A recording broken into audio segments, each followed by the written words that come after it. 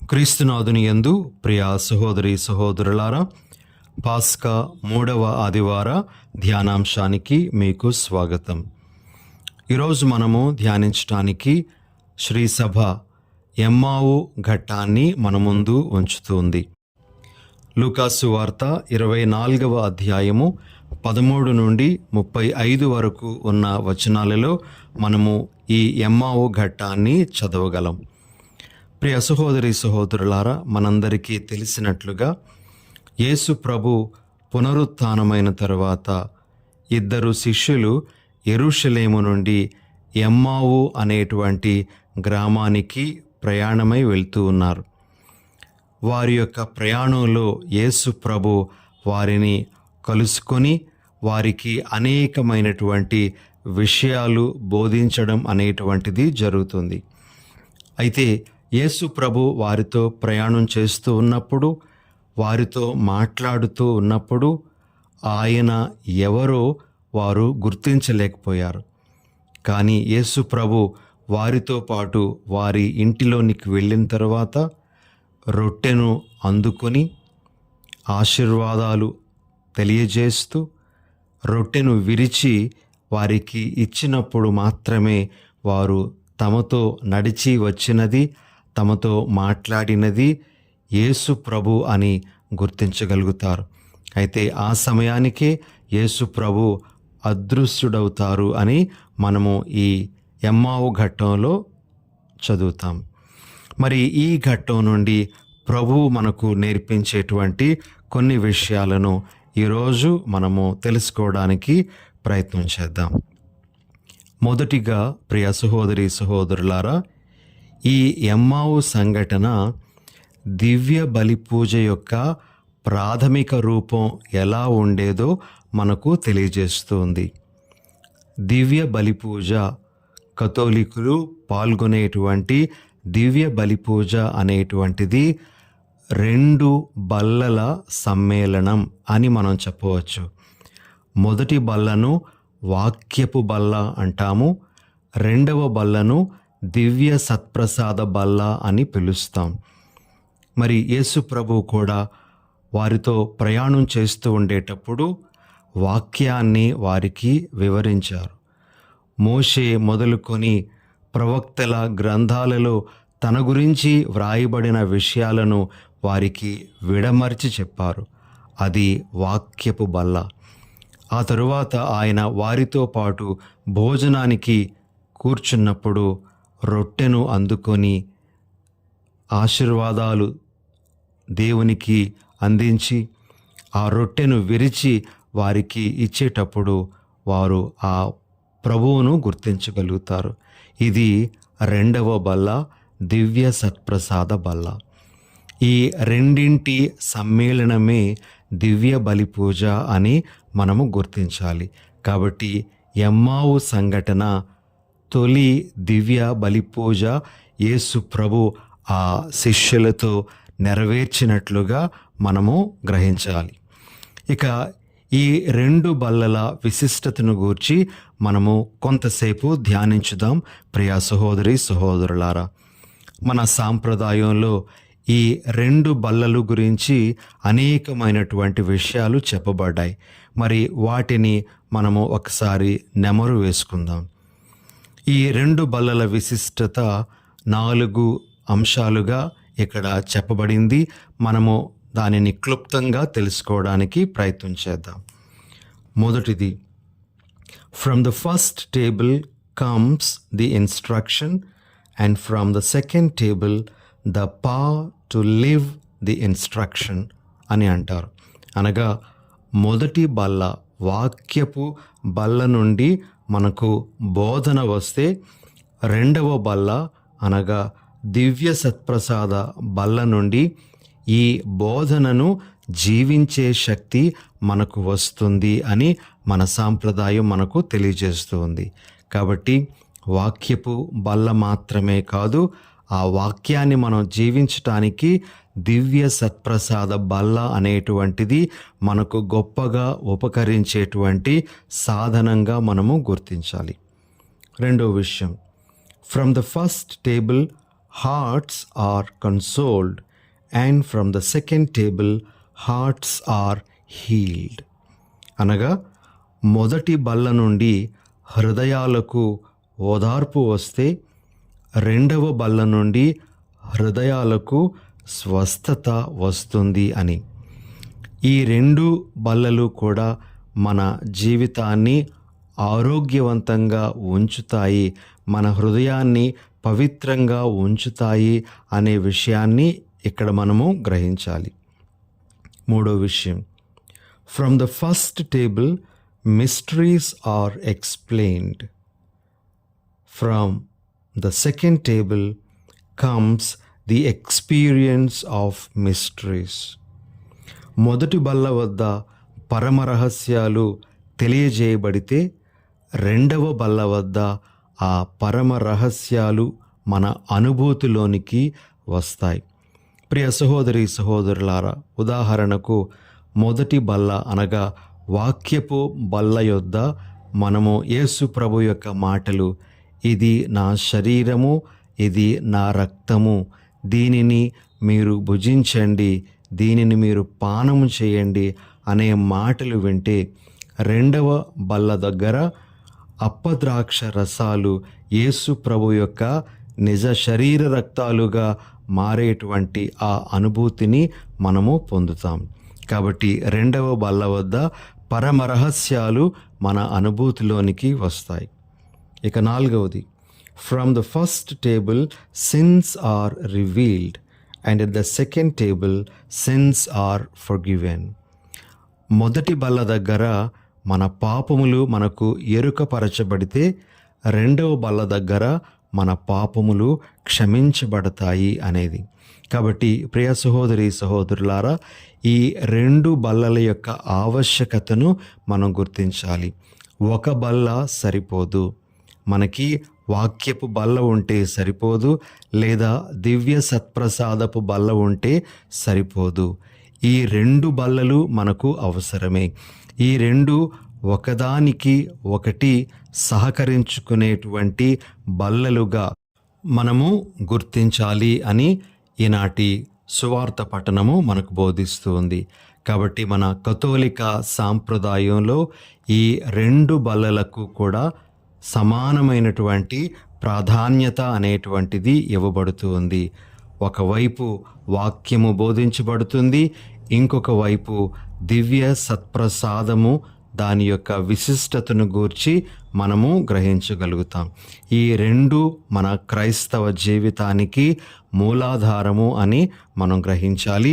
ఈ ఎమ్మావు సంఘటన ఈ రెండింటి విశిష్టతను మనకు తెలియజేస్తూ ఉంది అని మొదటిగా మనము గ్రహించాలి.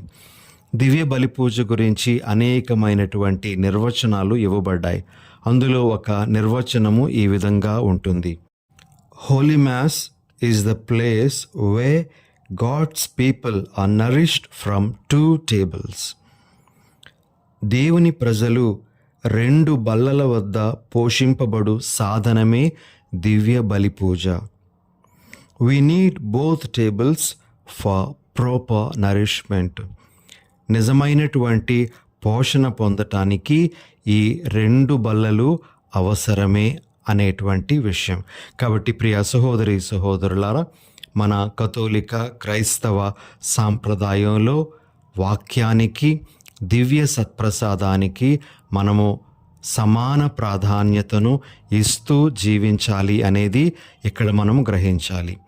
ఈ రోజుల్లో చాలామంది వాక్యాన్ని వింటే సరిపోతుంది, వాక్యం ఉంటే సరిపోతుంది అని దివ్య సత్ప్రసాదానికి దూరం అయిపోతూ ఉన్నారు. దివ్య సత్ప్రసాదం స్వీకరించటానికి కూడా వారు ముందుకు రావడం లేదు. యేసు ప్రభు యొక్క ఈ రెండవ బల్లకు వారు దూరం అయిపోతూ ఉన్నారు. వారు గ్రహించాలి, ఈ రెండవ బల్ల దగ్గరకు కూడా వారు రావలసినటువంటి అవసరం ఉంది అని గుర్తించాలి.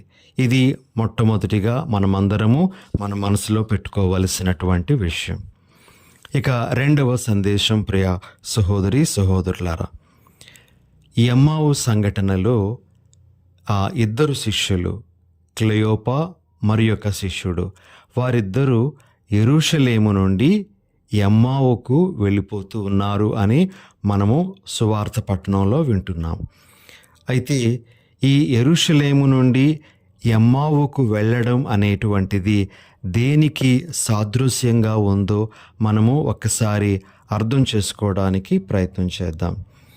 యెరూషలేము నుండి ఎమ్మావుకు వెళ్ళిపోవడం అనేటువంటిది విశ్వాసము నుండి అవిశ్వాసములోనికి వెళ్ళిపోవడానికి సాదృశ్యంగా ఉంది. రెండవది, యెరూషలేము నుండి ఎమ్మావుకు వెళ్ళిపోవడం అనేటువంటిది యేసుని సహవాసము నుండి సాధారణ జీవితంలోనికి వెళ్ళిపోవడానికి సాదృశ్యంగా ఉంది. మూడవది, యెరూషలేము నుండి ఎమ్మావుకు వెళ్ళడం అనేటువంటిది దేవుని మార్గం నుండి స్వంత మార్గంలోనికి వెళ్ళిపోవడానికి సాదృశ్యంగా ఉంది. ఇది ఆ శిష్యులు చేసినటువంటిది. యేసు ప్రభు వారిని కలుసుకోవడానికి ముందు వారి యొక్క ప్రయాణం ఇది. యెరూషలేము నుండి వారు ఎమ్మావుకు వెళ్ళిపోతూ ఉన్నారు. అవిశ్వాసంలోనికి, తమ సాధారణ జీవితంలోనికి, తమ స్వంత మార్గాలలోనికి వారు వెళ్ళిపోతూ ఉంటే, మరి ప్రభు వారిని కలిసిన తరువాత మరలా వారు తమ మార్గాలను మార్చుకున్నారు. మరలా వారు విశ్వాసంలోనికి వెళ్ళగలిగారు. వాళ్ళు యేసు సహవాసంలోనికి మరలా వెళ్ళగలిగారు. స్వంత మార్గాన్ని వీడి దేవుని మార్గంలోనికి వారు వెళ్ళగలిగారు. ఈరోజు మనందరము గ్రహించాల్సిన, నేర్చుకోవలసినటువంటి విషయం ఏమిటి అంటే, పునరుత్థాన క్రీస్తు మన జీవితంలో చేసేటువంటి కార్యము ఇదే. ఆయన మనలను విశ్వాసంలోనికి నడిపిస్తారు. ఆయన మనతో సహవాసంలో ఉండడానికే ఆయన పునరుత్థానమయ్యారు. ఆయన మనలను మన స్వంత మార్గాలలో కాక తన మార్గాలలో నడిపించుకోవడానికే ఆయన పునరుత్థానమయ్యారు అనే విషయాన్ని మనము గ్రహించాలి. మనము యేసు పునరుత్థానములోని అనేక భావాలను ఈ విధంగా గుర్తించగలిగిన నాడు ఆ పునరుత్థానం అనేటువంటిది మన యొక్క నిజ జీవితంలో ప్రభావాన్ని చూపించేదిగా ఉంటుంది. మన దివంగత 2వ జాన్ పాల్ పాపు గారు మనలను ఉద్దేశించి we should be Easter people అని తెలియజేయడం జరిగింది. అనగా పునరుత్థాన క్రైస్తవులుగా మనం జీవించాలి అట. ప్రియ సహోదరి సహోదరులారా, పునరుత్థాన క్రీస్తు మనకు ఇచ్చేటువంటి ఇలాంటి దీవెనలతో మనం జీవిస్తూ ఉండేటప్పుడు మనము కూడా ఈస్టర్ పీపుల్గా, పునరుత్థాన ప్రజలుగా జీవించగలము అని మనము ఈరోజు గ్రహించాలి. మన ప్రయాణము ఎప్పుడూ ఎమ్మావు నుండి యెరూషలేముకు వెళ్ళాలి తప్పించి యెరూషలేము నుండి ఎమ్మావుకు మన ప్రయాణము ఎప్పుడు జరగకూడదు అని ప్రభు మనకు తెలియజేస్తూ ఉన్నారు. ఇది 2వ ముఖ్యమైనటువంటి సందేశం. ఇక 3వ విషయం, ప్రియ సహోదరి సహోదరులారా, శిష్యులు యెరూషలేము నుండి ఎమ్మావుకు వెళ్తూ ఉండేటప్పుడు ప్రభు వారితో భౌతికంగా ఉన్నారు. వారితో పాటు నడిచారు, వారితో మాట్లాడారు, వారికి అనేక విషయాలు చెప్పారు, వారితో కూర్చున్నారు కూడా. అంతవరకు వారు ఆ యేసు ప్రభు తమతో ప్రత్యక్షంగా ఉన్నప్పటికీ కూడా వారు ప్రభువును గుర్తించలేకపోయారు. ప్రభు అనేకమైనటువంటి విషయాలు వారికి చెప్పినప్పుడు మన హృదయాలు ప్రజ్వరిల్లాయే అని చెప్పుకున్నారు, కానీ వారు ఆ యేసు ప్రభు యొక్క సన్నిధానాన్ని గుర్తించలేదు. కానీ యేసు ప్రభు ఎప్పుడైతే రొట్టెను అందుకొని దేవునికి స్తుతి స్తోత్రాలు సమర్పించి ఆ రొట్టెను విరిచి వారికి ఇవ్వడం జరిగిందో, వారు వెంటనే యేసు ప్రభువును గుర్తించారు. ప్రియ సహోదరి సహోదరులారా, మరి గుర్తించారు, కానీ ప్రభువు వారి నుండి అదృశ్యమైపోయారు. ఇక్కడ మనము ఒక విషయాన్ని ధ్యానించడానికి ప్రయత్నం చేద్దాం. అంతవరకు వారితో పాటు భౌతికంగా ప్రత్యక్షంగా ఉన్నటువంటి ప్రభువు ఆ సమయంలో ఎందుకు అదృశ్యుడైపోయారు? ఆయన అప్పుడు కూడా వారితో పాటు ఉంటే బాగున్ను కదా. వారి యొక్క అనుభూతి ఇంకా వేరే విధంగా ఉండును కదా. మరి ఎందుకు ప్రభు ఆ సమయంలో అదృశ్యమైపోయారు అని మనం ధ్యానిస్తే, ప్రియ సహోదరి సహోదరులారా, యేసు ప్రభు ఒక గొప్ప సత్యాన్ని ఇక్కడ నేర్పిస్తున్నట్లుగా మనం గ్రహించాలి. అదేమిటి అంటే, రొట్టె విరిచే సాంగ్యము ద్వారా, అనగా దివ్య సత్ప్రసాదము ద్వారా తన యొక్క సాన్నిధ్యం అనేటువంటిది వేరే రూపములో ఉంటుంది అనే విషయాన్ని తెలియచేయటానికి ఆయన అదృశ్యమైపోయారు అని మనం గ్రహించాలి. ప్రియ సహోదరి సహోదరులారా, మనం గమనించాలి, దివ్య సత్ప్రసాదం ద్వారా ఆ ప్రభువును మనము మన కళ్ళారా చూడకపోవచ్చు, మన భౌతిక నేత్రాలకు ఆయన కనబడకపోవచ్చు, కానీ ఆయన యొక్క సన్నిధి అనేటువంటిది దివ్య సత్ప్రసాదం ద్వారా ప్రభువు మనకు ఇస్తూ ఉన్నారు.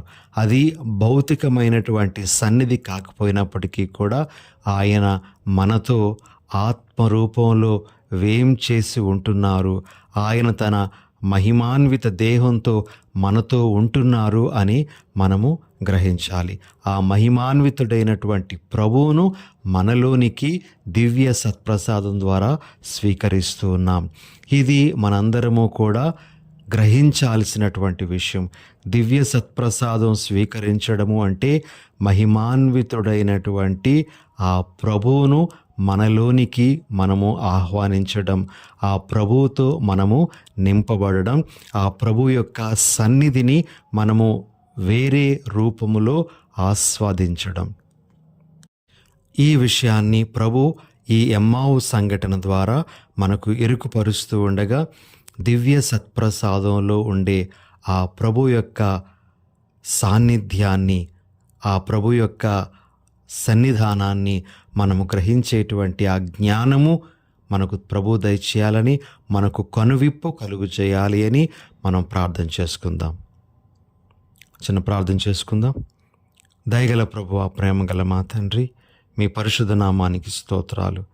ప్రభువా, ఈరోజు ఎమ్మావు సంఘటన గురించి మేము ధ్యానిస్తూ ఉండగా మీరు మాకు అనేకమైన విషయాలు నేర్పిస్తూ ఉన్నందుకే మీకు స్తోత్రాలు.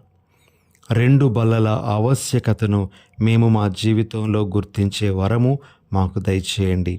వాక్యపు బల్లకు, దివ్య సత్ప్రసాద బల్లకు సమానమైనటువంటి స్థానాన్ని మా జీవితంలో ఇవ్వగలిగే శక్తిని మాకు దయచేయండి.